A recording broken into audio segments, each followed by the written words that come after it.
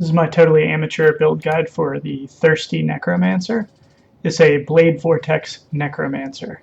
He uses Bone Offering, Desecrate, Tempest Shield, Increased Duration, and Kitava's Thirst to automate defenses. I'll show you the tooltip there. Blade Vortex, AoE, Controlled Destruction, Spell Echo, Arcane Surge, and Efficacy are your links. Arcane Surge may change, so if you're watching this past beta. Atziri's Foible for Mom Synergy, Rathpith for block, and I'm using the Scourge, but you can also use a Heartbreaker or a good wand or a good dagger. The Scourge is the expensive upgrade. The rest of the build is pretty cheap. We use Rumi's, which is kind of optional, but I like having the extra cap, and we use Atziri's Promise. So we're going to run a kind of a nasty red map here just to show you how this works. Notice that the Enfeeble curse is on here. So the damage, specifically on the boss, is going to be noticeably lower because we're enfeebled, and I think there might also be a monster life mod. That might be on the second map that I run. The other thing is this is 3.0, so the monster life has been buffed significantly. So what you're going to see is that the build clears at kind of Blade Vortex speed, which is you need to spin up some blades and keep them up as you go through. But otherwise it's very safe.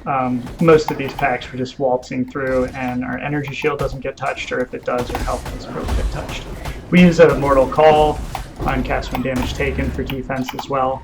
But most of it is high block from the automation of Bone Offering and Rathpith and everything.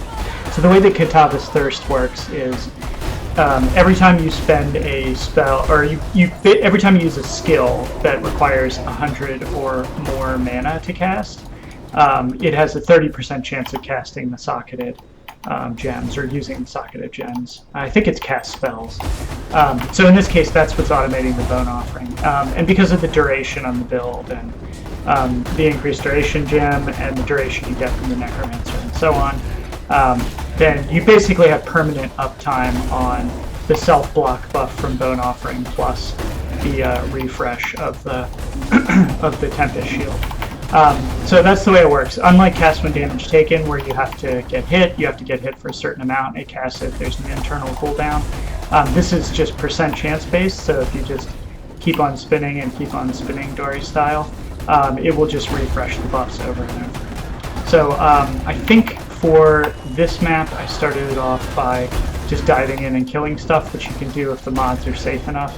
The other thing you can do at the start of the map is you can just basically spin until Desecrate and Bone Offering both pop and your defenses are up, and then charge in, or you can just seed it with the Rumis. So I'm just going to kind of map through here, do the boss while I explain this. And you'll see that the boss takes a while, and that's basically due to the beta and the Enfeeble mostly, but it's a pretty safe boss fight. This is like a 6 mod chateau, I think. So we just kind of spin away and chill. I think we'll take a big hit or two.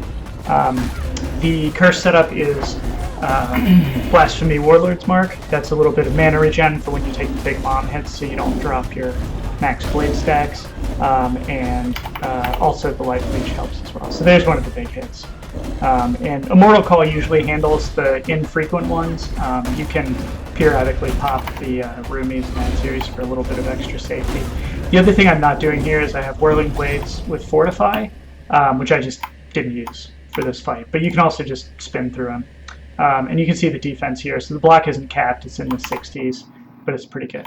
So as far as skill tree, I have a couple jewels socketed here that I'm going to highlight. Fevered Mind is probably the big one. The other jewels are really just like life and attack speed because I haven't regaled them.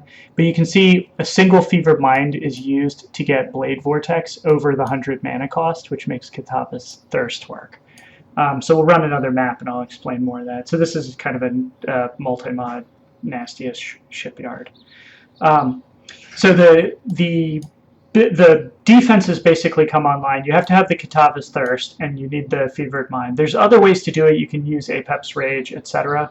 Voidbringer is an option. There are ways to increase your mana cost, but once you get Blade Vortex on a 5-link, with increased AoE is one of them, because that has a high multiplier, and a single Fevered Mind, you're good to go. So 5-link Blade Vortex, you can drop probably Efficacy, on a 5-link, and then a single Fevered Mind, and you're good to go. You don't need Apex Rage or anything else like that.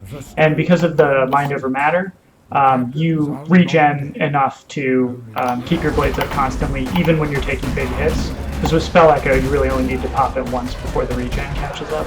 Atziri's Foible is huge for that. You feel like you want life on the amulet and resists and other things, but you get a bunch of resists off of the ascendancy, so that's kind of covered.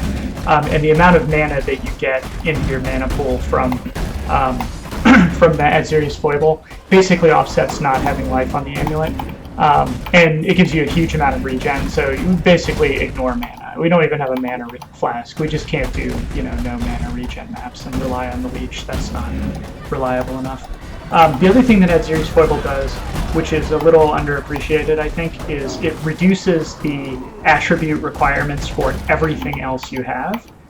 So that takes a significant amount of gear pressure off of the strength and dexterity requirements for your gear. So that's huge, actually. I have maybe like 8 strength on one ring, which I don't even need. Most of the gems are at level 18 and 19 now, character's 88. So with the Atziri's Foible equipped, you really don't need to allocate a lot of extra nodes other than what you would get, pathing around the build and getting life and getting some of the utility nodes. And you don't need to worry about having a lot of that on gear. So you can focus on, life and other defenses. And as for the gear, there's nothing really special going on there. We're getting a little spell damage off of the fingerless gloves. And the rest is just good gear with life and resist and stuff. And for the chest, I did craft and 6-link an eye level 84 Carnal Armor because the extra mana is helpful, and the blue and green link combo works out pretty well. But I basically just, Essence of Greed it for the life and go from there. And as I said, because of the ascendancy, you get some nice bonuses from to your base resists, and then with the Scourge you get the damage bonus for not just consuming corpses but also the minion damage buff. So that is a damage increase, but as I said, you can just use a Heartbreaker. The Culling Strike is nice, or a nice wand or a nice dagger, depending on if you want to whirl or whatever. You don't want a lightning warp though, because you use duration stuff. So here we are, just basically face tanking through all of these shipyard bosses as they spam away, and I think in this fight don't really take any damage. It's about 14 to 15k tooltip, in just the basic gear setup, gem links, etc.